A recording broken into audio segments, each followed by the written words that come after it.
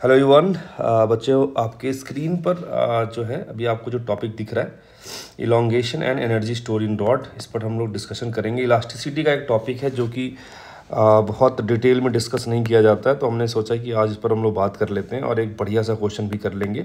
ठीक है, तो और वो जो क्वेश्चन है जनरली वो किताबों में डिटेल में मिलता नहीं है और कई जगह इवन मॉड्यूल्स वगैरह में भी नहीं मिलता है, तो हमने कहा चलो इस पर हम लोग बात कर लेते हैं आज। तो यहाँ पे आप देखिए हमने 2-3 डायग्राम बना रखे हैं, तो एकदम बहुत कुछ लिखा हुआ है, तो आप मेरे साथ चलेंगे तो चीज़ें सीखते हुए चलेंगे। पहले डायग्राम में हमने बनाया है एक हॉरिजॉन्टल रॉड बनाया है और इसको क्लाइंब कर रखा है एक एंड से, और यहाँ फोर्स F लगा दिया। इस रॉड का क्रॉस सेक्शनल एरिया A है, लेंथ L है, और ये जिस मटेरियल का बना है उसका यंग मॉडुलस Y है। हमसे पूछा गया इसमें इलोंगेशन कितना आएगा, तो आप लोगों को थोड़ा पता है कि जो यंग मॉडुलस होता है वो स्ट्रेस अपॉन स्ट्रेन होता है। नहीं पता तो अभी के लिए ध्यान में रख लीजिए।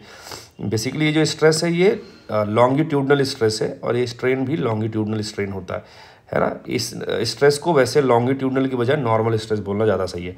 तो ये स्ट्रेस अपॉन स्ट्रेन का जो रेशियो है वाई होता है। ठीक है ना। स्ट्रेस क्या होता है? Internal force per unit area होता है ना। अगर आप इस रॉड को देखेंगे तो रॉड जो है ये इक्विलिब्रियम में है ना, और इसका हर एक क्रॉस सेक्शन पे जो आने वाला टेंशन होगा वो F के बराबर होगा। वो कैसे मालूम चलेगा कि मान लो आपको इस क्रॉस सेक्शन पे चेक करना है कि कितना टेंशन आने वाला है, तो आप इतने पोर्शन का FBD बना लीजिए। इतने पोर्शन के FBD में अगर इधर फोर्स F लग रहा है, इधर टेंशन T है, तो आपको पता है कि अगर इक्विलिब्रियम में रखना है तो यहाँ पे T और F आपस में क्या होने पड़ेंगे? इक्वल होने पड़ेंगे। तो हर क्रॉस सेक्शन पे टेंशन क्या आने वाला है? F के बराबर होने वाला है। तो हर क्रॉस सेक्शन पे जो स्ट्रेस आएगा वो कितना आएगा? टेंशन अपॉन एरिया बोले तो F अपॉन A आ जाएगा। तो यहाँ पे y के फॉर्मूले में स्ट्रेस की जगह पे F अपॉन A, और स्ट्रेन क्या होता है? Change in dimension upon original dimension. क्योंकि यहाँ लेंथ में हम चेंज को देख रहे हैं, तो लेंथ में चेंज अगर डेल्टा एल हुआ है तो delta L upon original length क्या हो जाएगा? स्ट्रेन हो जाएगा। यहाँ से आप सॉल्व करोगे तो डेल्टा एल कितना आता है? FL अपॉन AY आता है। तो एक बेसिक सा फॉर्मूला है, इसको हम लोग याद रख सकते हैं कि अगर हमारे पास थ्रू आउट रॉड अगर जो हमारे पास फोर्स है या इंटरनल क्रॉस सेक्शन पे टेंशन जो है हर जगह सेम है, उसका वैल्यू अगर F है, तो जो इलोंगेशन पूरे रॉड में आएगा वो कितना आएगा? FL अपॉन AY आ जाएगा। L आपको पता है लेंथ है, A क्रॉस सेक्शनल एरिया है, Y उस मटेरियल का यंग मॉडुलस है। ठीक है, इसी क्वेश्चन को थोड़ा मॉडिफाई किया हमने। इस वाले एंड पर F2 फोर्स लगाया, इस वाले एंड पर F1 फोर्स लगाया। अगेन ये F1 F2 जो फोर्सेज हैं या ऊपर जो F फोर्स है ये कांस्टेंट फोर्सेस हमने लिया था। ठीक है, जब आप इसको ध्यान से देखोगे तो यहाँ पर इलोंगेशन निकालने का हमारे पास तरीका क्या है? तरीका ये है कि इस बार हम लोग जब इलोंगेशन लिखेंगे तो जैसे हमने यहाँ भी लिखा था FL अपॉन AY, तो इस F की जगह पर हम एवरेज वैल्यू निकालते हैं F का। ठीक है, यहाँ पे F1 है, यहाँ पे F2 है, दोनों एंड पे लगने वाले फोर्सेस का एवरेज हो जाएगा F1 प्लस F2/2।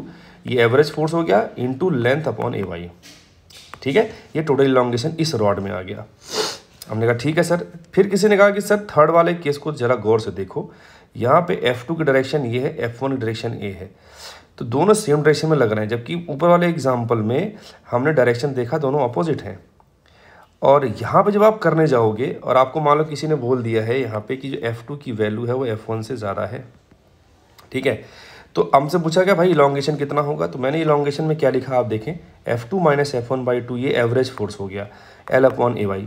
ठीक है, तो यहाँ माइनस क्यों करा, अब उसका मैं आपको लॉजिक बताता हूँ कि हम जब इलोंगेशन चेक कर रहे हैं तो जैसे इस डायग्राम में आप देखें ये वाला फोर्स भी इसके लेंथ को बढ़ाने का काम कर रहा है और ये वाला फोर्स भी इसको इलोंगेट करने में हेल्प करेगा। दोनों का जॉब जो है वो इसको इलोंगेट करने का है, तो दोनों का जॉब अगर सेम ही है तो हम दोनों प्लस करके लिखेंगे, बाई 2 कर देंगे। यहाँ पे इसका जॉब जो है F2 का इस वाले डायग्राम में, ये तो इलोंगेट करने का, बट ये कंप्रेस करने का ट्राई कर रहा है। तो अगर इलोंगेशन देखोगे तो ये सपोर्ट करेगा और इस इलोंगेशन के अपोजिट काम करेगा, तो इसका प्लस और इसका माइनस यूज में लेंगे। तो जो हमारे पास एवरेज फोर्स आएगा वो आएगा F2 minus F1/2 into L upon AY। ठीक है ना, तो ये 3 वैरायटी हमने अभी देख ली ऐसे खट से। ठीक है, अब बात करते हैं कि हम इलास्टिक रॉड को एक स्प्रिंग की तरह हम यूज़ कर सकते हैं। कैसे? ध्यान सुनना। हमने बनाया ऐसे रॉड और यहाँ पे फोर्स लगा दिया, कांस्टेंट फोर्स लगा दिया। अब हमसे पूछा गया भाई इलोंगेशन कितना होगा, तभी थोड़ी देर पहले आपने देखा कि अगर रॉड के हर क्रॉस सेक्शन पे टेंशन सेम है तो इलोंगेशन का फॉर्मूला है FL अपॉन AY। तो यहाँ से F जो आएगा हमारे पास उसे क्या लिखोगे? YA/L into delta L. इस एक्सप्रेशन में आपको देखो ध्यान से और स्प्रिंग को देखो। आप अगर स्प्रिंग पे आपने F फोर्स लगा दिया तो स्प्रिंग अगर एक्स खींच गई तो जो स्प्रिंग फोर्स इस पर लगेगा वो के एक्स लगेगा। ठीक है, तो ये जो एफ बराबर हमने के एक्स लिखा है, बेसिकली जो एक्सटर्नल फोर्स है इस पॉइंट पे उतना ही एफ एस भी लग रहा होगा, तो हमने एफ बराबर के एक्स लिख दिया। तो इसको और इसको जो हमने कंपेयर करा तो एक्स क्या था, इलोंगेशन था, डेल्टा एल भी क्या है, इलोंगेशन है। तो इसके साथ जो ये के आया है वो चीज़ इक्विवेलेंटली मैं यहाँ पे लिख सकता हूँ इसकी जगह पे।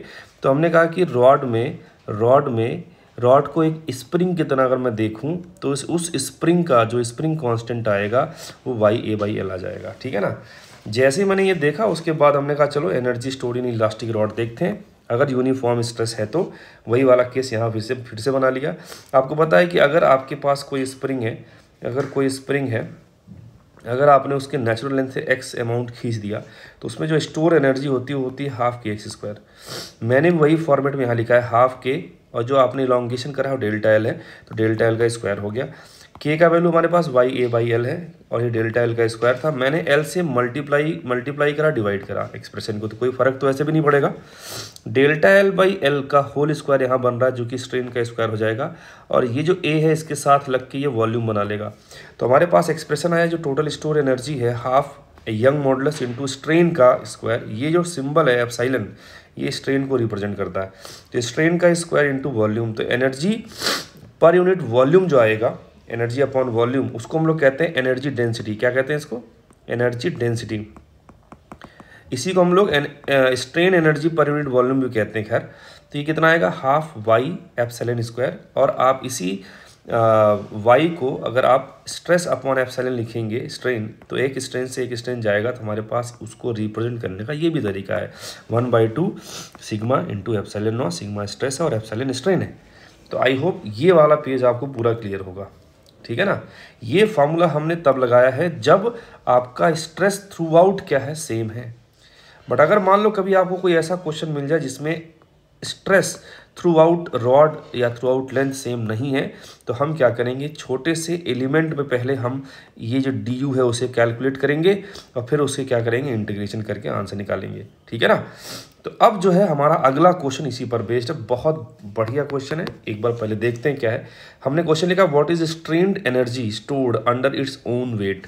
एक हमने रॉड ले लिया जिसका अपना मास कुछ एम दे रखा है। ठीक है, इसका मास क्या दे रखा है, एम, और लेंथ एल दे रखी है। ठीक है, हमसे पूछा गया भाई इसमें कुछ एनर्जी स्टोर्ड है, अगेन एनर्जी स्टोर्ड तो रहेगा। अब होगा क्या कि हमसे पूछा गया भाई कि इसमें कैसे प्रोसीड करोगे आप। तो आप पहले एक चीज़ देखो, इस जगह पर टेंशन कितना है, 0, क्योंकि इसके नीचे कुछ भी है नहीं जो इसको खींचने का प्रयास करेगा। और इस वाले एंड पर टेंशन सबसे ज़्यादा है, और वो टेंशन कितना है, इसके mg के बराबर है। 0 से mg की तरफ आप जा रहे हो, है ना, 0 से mg की तरफ आप जा रहे हो, तो टेंशन लगातार क्या हो रहा है, बढ़ रहा है। टेंशन अगर हर क्रॉस सेक्शन पे अलग अलग आएगा तो टेंशन अपॉन एरिया स्ट्रेस भी हर क्रॉस सेक्शन पे अलग अलग आएगा। अगर हर क्रॉस सेक्शन पे टेंशन अलग है या स्ट्रेस अलग है तो फिर हम डायरेक्ट फॉर्मूला नहीं लगा सकते स्ट्रेन एनर्जी का जो हमने ऊपर यहाँ पे डिराइव करा है। सही है ना। तो हमने कहा फिर कैसे करें, तो वहाँ पे हमने लॉजिक आपको बताया था कि आप क्या कर सकते हैं कि एक एलिमेंट पे बातें पहले आगे करें। ठीक है ना। तो हमने कहा ओके सर, तो मैंने वही यहाँ पे कर रखा है पूरा, आप देख सकते हैं। तो मैंने क्या कहा कि चलो यहाँ से x पे जाके dx का एक एलिमेंट ले लिया।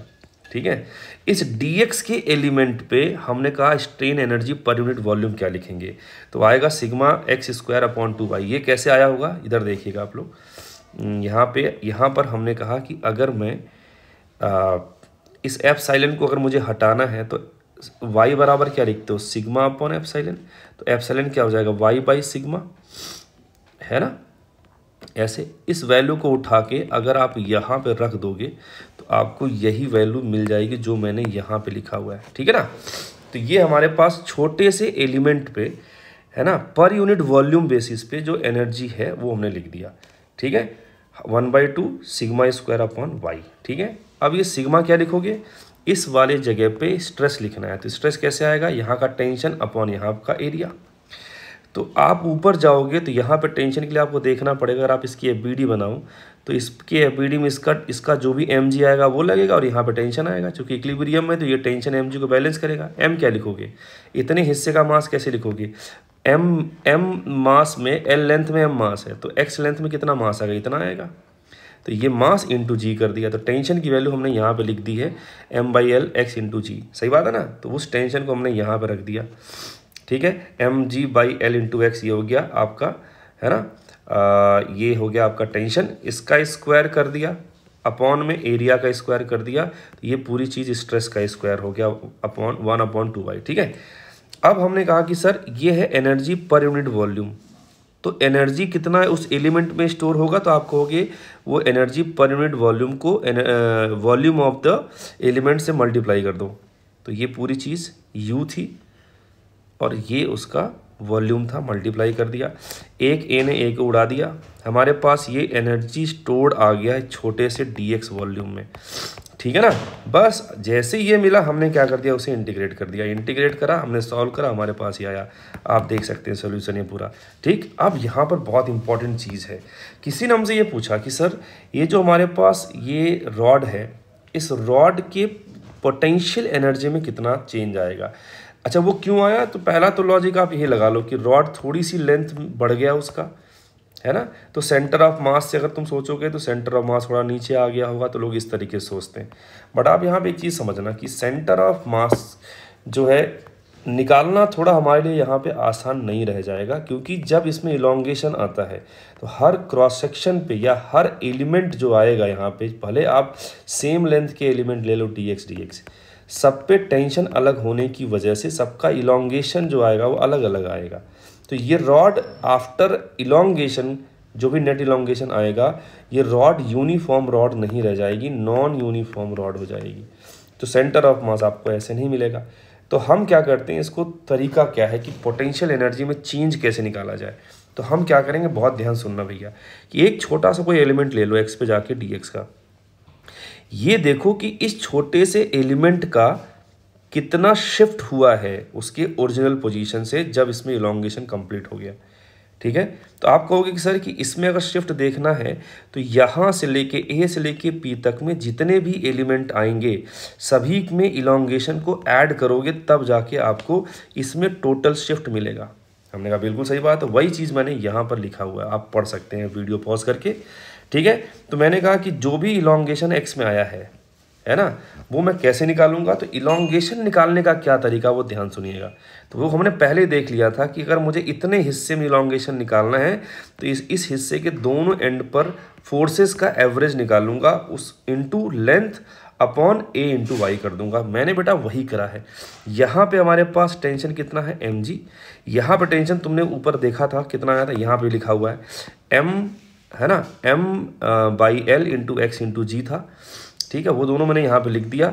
यहाँ पे लेंथ कितना है इस पोर्शन का x है, अपॉन में a इंटू वाई, ये जो 2 लिखा है एवरेज करने के लिए आया है, ठीक है ना। ये हमारे पास आ गया। अब हमने कहा कि सर शिफ्ट आपको मालूम चल गई, dx वाला एलिमेंट मान लो ex नीचे आ गया, तो पोटेंशियल एनर्जी में जो लॉस हुआ है वो कितना हो जाएगा, या पोटेंशियल एनर्जी में चेंज लिखना तो माइनस साइन आप लिख सकते हो, -mgh।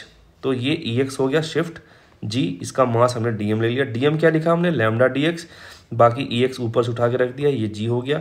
लैम्डा कितना होगा, मास अपॉन लेंथ, है ना, मास अपॉन लेंथ इंटू जी dx mg।